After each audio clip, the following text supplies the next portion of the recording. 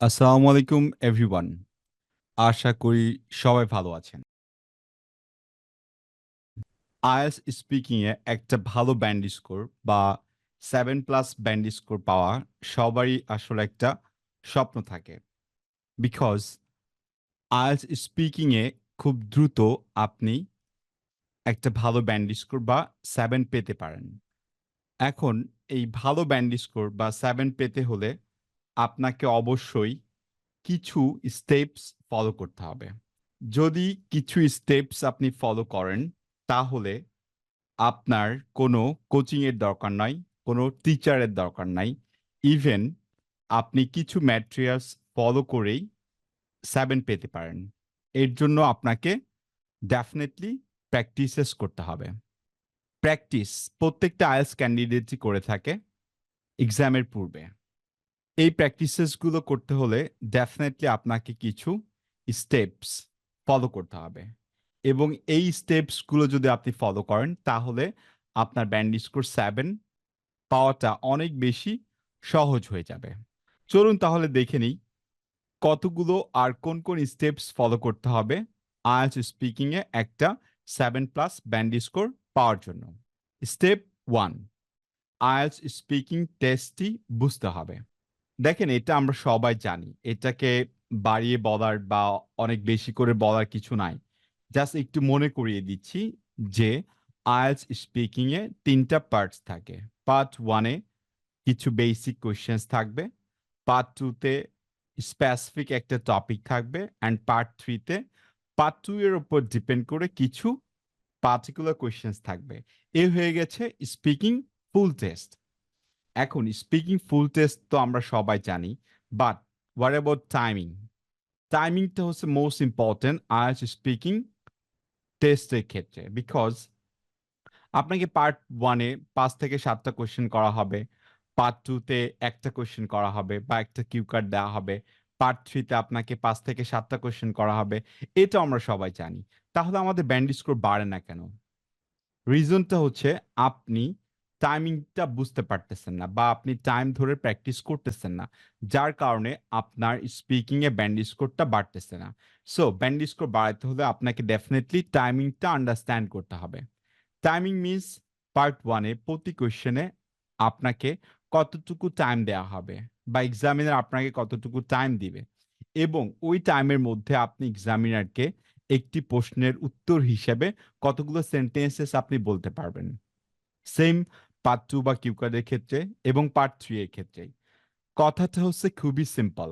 আপনার টার্গেট যদি 7 থাকে তাহলে আপনাকে এই স্টেপ ফলো করতে হবে। আর সেটা হচ্ছে পার্ট 1 এর ক্ষেত্রে আপনাকে 20 to 25 সেকেন্ডস টাইম দেওয়া হবে এবং আপনি 7 যদি পেতে চান তাহলে আপনাকে 2 to 3 সেন্টেন্সেস কমপ্লিট করতে হবে। ইফ পসিবল আপনি একটা এক্সাম্পল এড করে দেন। পার্ট 2 অর কিউ কার্ডের ক্ষেত্রে আপনাকে 1 minute 45 seconds two 2 minute speak করতে হবে এবং এই টাইমের মধ্যে আপনি একটা কিউ কোডের যে ৩ থেকে ৪টা কোয়েশ্চেন থাকে সেটা আপনি কমপ্লিট করে দিতে পারবেন এবং এটা আপনার ব্যান্ড স্কোর পাওয়ার জন্য অনেক বেশি হেল্পফুল হবে। এরপর পার্ট 3 এর জন্য আপনি কি করবেন? সিম্পল কথা। পার্ট 3 তে আপনি প্রত্যেকটা কোয়েশ্চেনের আনসারের ক্ষেত্রে 25 টু 30 সেকেন্ডস টাইম পাবেন। এর মধ্যে আপনাকে 2 to 3 সেন্টেন্সেস ইউজ করতে হবে এবং আনসারটা আপনাকে কোয়েশ্চেনে করে ফেলতে হবে।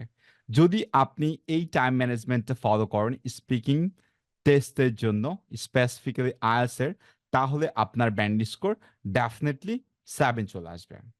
Step 2, topic is most important thing. আমি স্পিকিং টেস্ট জানি, আমি টাইমিং জানি। স্পিকিং টেস্ট এক্সামিনার কোয়েশ্চেন করে, ক্যান্ডিডেটসকে সেগুলোর আনসার করতে হয়। তাহলে আমি ব্যান্ড স্কোর বেশি পাচ্ছি না কেন? এখন ব্যাপারটা হচ্ছে আপনি যদি টপিক বেজ স্টাডি না করেন তখন তো আপনার ব্যান্ড স্কোর আসবে না। বিকজ আপনি পড়ে গেছেন বাসা থেকে এক ধরনের টপিক, বাট এক্সাম ডেতে এক্সামিনার আপনাকে ডিফারেন্ট টপিক আস্ক করতেছে। সো ডেফিনেটলি আপনি সেই টপিকে আনসার করতে পারবেন না। এখন স্পেসিফিক্যালি যদি আমরা বলি যে কোন কোন টপিকসগুলো আমাদেরকে পড়তে হবে বা প্র্যাকটিস করতে হবে, সিম্পল কথা। স্ক্রিনে পার্ট 1 এর 40 টপিকস আমি দেখিয়ে দিচ্ছি। আপনারা যাদের বা যারা এক্সাম দিবেন নেক্সট মান্থ বা তার পরের মাসে এই 40 টপিকস আপনারা কমপ্লিট করেন, এখান থেকে আপনারা কমন পাবেন। মজার ব্যাপার হচ্ছে এই 40 টপিকস আমি কালেক্ট করেছি গত 4 মাসের এক্সামের কোয়েশ্চেন্স থেকে। সো প্রত্যেকটা টপিকে আপনারা 2 থেকে 3টা করে কোয়েশ্চেন পাবেন। কোয়েশ্চেনগুলো খুবই সিম্পল অ্যান্ড খুবই সহজ, যেটা আমরা দৈনন্দিন জীবনে English to Bangla, Bangla to English অথবা বাংলা টু বাংলা প্র্যাকটিসেস করে থাকি। এখন এক্সাম ডে এর জন্য আমাদেরকে কি করতে হবে? ইংলিশ টু ইংলিশ এগুলো প্র্যাকটিস করতে হবে IELTS এর জন্য। তাহলে আপনার ব্যান্ড স্কোর চলে আসবে। অ্যান্ড পার্ট 2 অর কিউ কার্ডের ক্ষেত্রে টোটাল 6 ধরনের টপিক আছে বা 6টি কিউ কার্ড আছে। এই 6টি কিউ কার্ড আপনাকে কমপ্লিট করতে হবে। সেই কিউ কার্ডগুলো কেমন হতে পারে? Place, people, thing, activity and time related keyword. এখন দেখেন এই পার্ট 3 এর জন্য আমরা কি করব? দেখেন পার্ট 3 তে আলাদা করে কোনো টপিক আপনাকে আস্ক করা হবে না। পার্ট 3 তে আপনাকে স্পেসিফিক যে কিওয়ার্ডটি থেকে কোয়েশ্চেন করা হয়েছে, পার্ট 3 তে সেম টপিকের উপরে আপনাকে কোয়েশ্চেনস গুলো করা হবে। ফর এক্সাম্পল কিওয়ার্ডে আপনার আসছে place related keyword. So definitely এক্সামের আপনাকে প্লেস রিলেটেড কিউ কার্ডের উপরে ভিত্তি করে আইএলটিএস স্পিকিং পার্ট 3 তে কোয়েশ্চেন আস্ক করবে। দেন আপনি আনসার করবেন, it's done. Step 3 is very simple, ideas. ব্যাপারটা হচ্ছে আপনি যদি স্যাম্পল আনসার্স না পড়েন, আপনি যদি স্যাম্পল আনসার্স অনুযায়ী প্র্যাকটিসেস না করেন, তাহলে কখনোই আপনার মধ্যে আইডিয়াস আসবে না। ব্যাপারটা হচ্ছে এরকম যে আইএলটিএস একটা সম্পূর্ণ ল্যাঙ্গুয়েজ টেস্ট, যেখানে আপনাকে ডিফারেন্ট টপিকসে কোয়েশ্চেন করা হবে। এখন এই টপিক আপনি জানলেন, আপনি টপিকের কোয়েশ্চেন জানলেন, বাট কোন টপিকের ক্ষেত্রে কোন আইডিয়াস আপনাকে এক্সামিনারকে বলতে হবে বা এক্সামিনার আপনার কথা শুনে আপনাকে 7+ ব্যান্ড স্কোর দিবে, সেটা আপনাকে বুঝতে হবে। ব্যাপারটা হচ্ছে আপনি যদি আইডিয়া জেনারেট করতে চান বা ভালো আইডিয়াস আপনি ইউজ করতে চান, তাহলে ডেফিনেটলি আপনাকে স্যাম্পল আনসার্স পড়তে হবে। কথাটা হচ্ছে স্যাম্পল আনসার্স আমরা কোথা থেকে পড়বো? কথা সিম্পল, ইউটিউব, ফেসবুক আর গুগল। পাশাপাশি যদি আপনি সেলফ প্র্যাকটিসেস করতে চান, তাহলে আপনি আরো কিছু আইডিয়াস মেক করতে পারবেন, যে আইডিয়াস গুলো অলওয়েজ আপনার হবে, ঠিক আছে? এগুলোকে টেমপ্লেটস বলে না। টেমপ্লেটস ইউজ করলে ব্যান্ড স্কোর কমে যায়। সো এগুলো টেমপ্লেটস না, এগুলো আপনার নিজের আইডিয়া বা আপনি সোশ্যাল সাইটস থেকে কালেক্ট করেছেন। সেটা ইউটিউব হতে পারে, ফেসবুক হতে পারে, গুগল হতে পারে।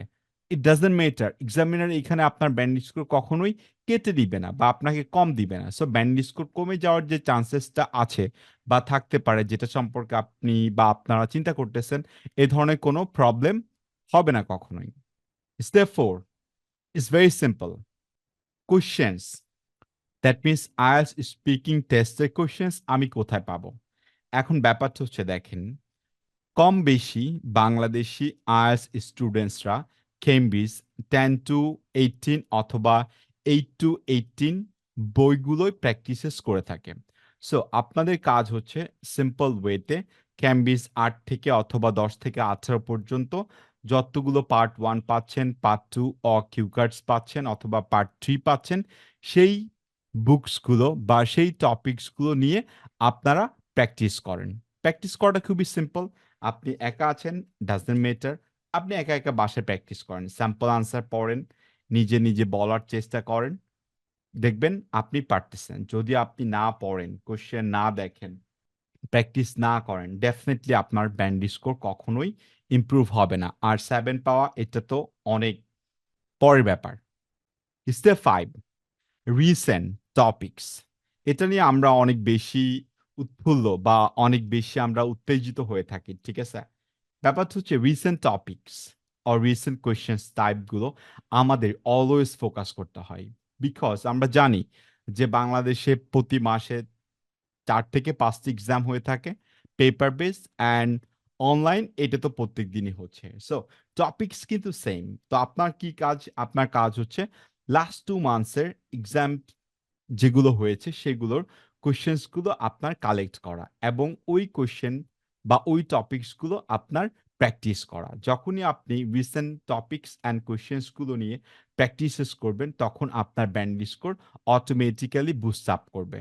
দ্যাট মিনস আপনার desired band score or targeted band score 6.5 to 7 আপনি অতি সহজেই পেয়ে যাবেন।